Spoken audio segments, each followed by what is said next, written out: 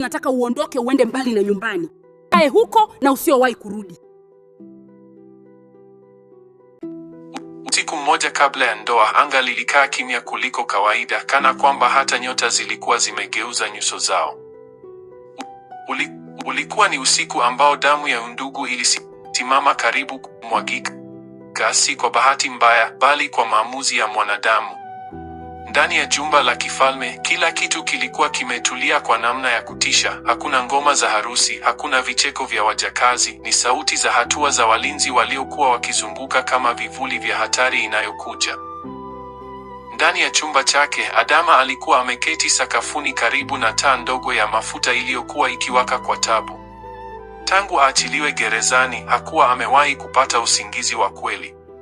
Macho yake yalikuwa wazi, lakini mawazo yake yalikuwa mbali. Kila pumzi aliyovuta ilibeba uzito wa kile alichopoteza na kile alichokuwa karibu kupoteza zaidi.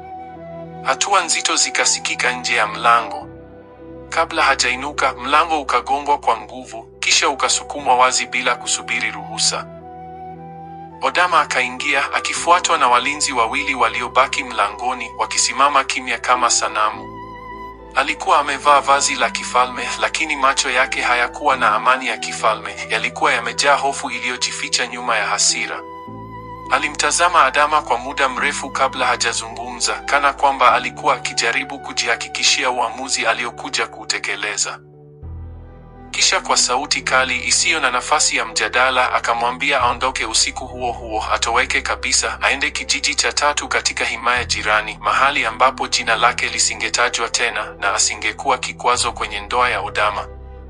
Nataka uondoke uende mbali na nyumbani na usiowahi kurudi. Sitaenda popote. Kama ni hatima yako, basi ni yako tu. Hakutakiwa kuonekana wala kukumbukwa. Adama alisimama taratibu. Hakupiga kelele, hakulia wala hakumuomba. Alimtazama dada yake usoni na kutikisa kichwa polepole kuashiria kukataa. Alisema hatakwenda mahali popote. Hakutaka kuondoka kama mkimbizi wala kama kivuli. Aliahidi hatovuruga ndoa, akisema riziki ya mtu ni yake na yaliyokusudiwa hayanyang'anywi kwa upanga, huja kama yalivyopangwa. Maneno hayo yakamchoma Adama kama moto. Hofu aliyokuwa ameificha ikageuka hasira. Macho yake yakabadilika ghafla, na kabla mtu yeyote hajachukua hatua, aliuvuta upanga kutoka kwa mlinzi aliyesimama karibu naye. Chuma kikang'aa kwa mwanga hafifu wa taa. Walinzi wakashtuka, lakini hawakuingilia. Sasa amua kubaki na kifo au kuondoka na kuishi. Sawa, nimekubali kuondoka. Kimya kizito kikajaa chumba. Kwa mara ya kwanza, Adama akanyanyua mikono juu. Sio kwa woga, bali kwa kukubali hatima. Machozi yakamtiririka bila sauti alipokubali kuondoka. Upanga ukashushwa polepole. Adama akapumua kwa nguvu, kana kwamba alikuwa ameponea kuanguka, kwani uzuri na ucheshi wa dada yake ulikuwa kama mwiba wa samaki kooni mwa Adama. Lakini ndani ya moyo wa Adama kulikuwa na kitu kilichovunjika kabisa. Kabla alfajiri haijachomoza, Adama akaondolewa kwa siri kupitia njia za nyuma za jumba na walinzi wawili mpaka mbali kidogo na himaya. Hakukuwa na maandamano wala baraka za kuagana. Alisindikizwa na upepo wa baridi wa usiku na giza lililomeza hatua zake. Njia aliyopita ilikuwa ndefu na yenye hatari. Alipofika ndani zaidi ya pori, giza lilizidi kuwa zito. Miti mirefu ilisimama kama majaji waliomhukumu kimya kimya.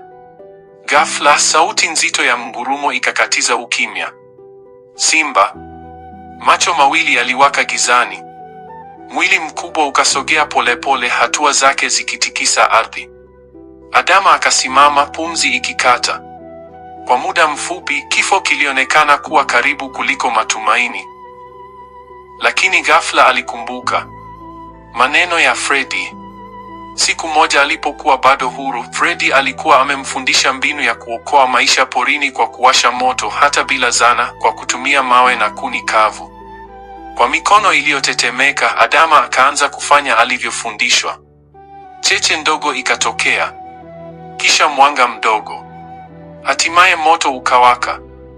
Simba akasimama. Akanguruma kwa hasira. Lakini hakusogea tena. Baada ya muda mfupi akageuka na kutoweka gizani, akimwacha Adama akiwa amedhoofika lakini bado hai. Safari ikaendelea kwa mateso. Miiba ikamchanachana miguu, njaa na kiu vikamzidi nguvu. Kabla mapambazuko hayajachomoza vizuri, Adama akaanguka chini, mwili wake ukishindwa kuendelea, akazimia porini akiwa peke yake. Wakati huo huo, ndani ya jumba la kifalme, usiku haukuwa mtulivu. Adama, akiwa amesongwa na hofu ya kupoteza kila kitu, alimlazimisha Fredi afanye naye mapenzi chumbani. Fredi alikataa, akijaribu kujinasua na hali hiyo. Katika vurugu za kusukumana, vazi la Adama likararuka. Kelele ndogo zikamfikia Malkia aliyekuwa akipita karibu na chumba cha Adama. Alipofungua mlango kwa haraka, alimkuta Adama akiwa nusu uchi, hali iliyomfanya afikiri kuwa walikuwa chumbani wakishiriki tendo kama wapenzi. Bila kuuliza maswali, aliondoka akiamini alichokiona. Adama hakupoteza muda. Akageuza tukio hilo kuwa silaha. Alimkabili Fredi kwa maneno makali, akimwambia akubali kulala naye, vinginevyo angemwambia Malkia kuwa alijaribu kumbaka binti wa mfalme. Alimkumbusha hukumu ya jaribio hilo na jinsi angepoteza kila kitu, ikiwemo uhai wake na nafasi ya kumlinda Adama. Chaguo lilikuwa moja tu, ajitoe ili amlinde yule anayempenda. Alfajiri ilipofika, maandalizi ya harusi yakaanza. Wengine walikuwa na furaha, wengine walikuwa na huzuni isiyoelezeka. Fredi alitembea akijaribu kuvaa tabasamu, lakini moyoni alikuwa akiumia. Alikuwa wa kwanza kugundua kuwa Adama hakuwepo. Alimwagiza mlinzi amtafute, lakini hakupata jibu. Baadaye hata Mfalme Matema na Malkia waligundua kuwa binti yao Adama alikuwa ametoweka. Walinzi wakaamrishwa kumtafuta jumba lote na maeneo ya himaya, lakini kila mahali palikuwa patupu. Adama alihimiza harusi iendelee kwanza, akidai Adama angepatikana baadaye. Lakini mfalme alikuwa na mashaka mazito moyoni. Hatimaye mfalme akamuita Mzee Kalinga. Mzee huyo alifika akiwa amevaa mavazi ya ngozi za wanyama, macho yake yakiwa mazito kwa hekima na hofu. Alikaa katikati ya ukumbi, akachoma uvumba na kuwaita pepo za kusi. Upepo baridi ukapita ndani ya ukumbi, mishumaa ikatikisika. Akasema kwa sauti ya chini lakini nzito kwamba binti wa kifalme alikuwa hai, lakini alikuwa mbali sana na nyumbani na alikuwa katika hatari kubwa. Alisema pia kuwa chanzo cha mateso hayo kilikuwa damu ya kifalme yenyewe. Malkia akapiga kelele ya maumivu. Mfalme akamtazama Adama kwa macho makali. Lakini Mzee Kalinga hakutaja jina. Aliacha ukweli nusu, kana kwamba alijua muda wake haujafika. Hasira ya mfalme ikageuka kuwa amri. Akaamuru vijana hodari kutoka himaya nzima waitwe.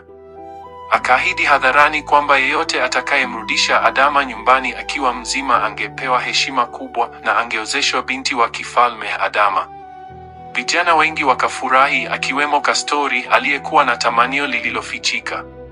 Lakini Fredi aliumia zaidi, hakuweza kujiunga nao kwa sababu tayari alikuwa mchumba wa kifalme kwa Adama. Alitaka kuomba ruhusa ya kwenda kumtafuta Adama kama rafiki, lakini kabla hajafanya hivyo, Adama alimshika mkono na kumkumbusha ahadi, akifanya kosa moja angepoteza kila kitu. Na mbali porini, Adama alikuwa amelala bila fahamu, asijue kama angeamka kuona jua tena, wala kama angewahi kurudi nyumbani. Jua lilikuwa juu sasa. Kichwa kilimuuma. Koo lake lilikuwa kavu kama mchanga. Hakujua yuko wapi. Hakujua kama angeishi. Lakini hakujua pia kwamba vijana wengi walikuwa tayari wanakuja kumtafuta. Kila mmoja kwa sababu yake. Hakikisha unasubscribe, unalike na kushare video hii ili uendelee kupata kazi nzuri hii uzipendazo. Asante na karibu tena wakati mwingine.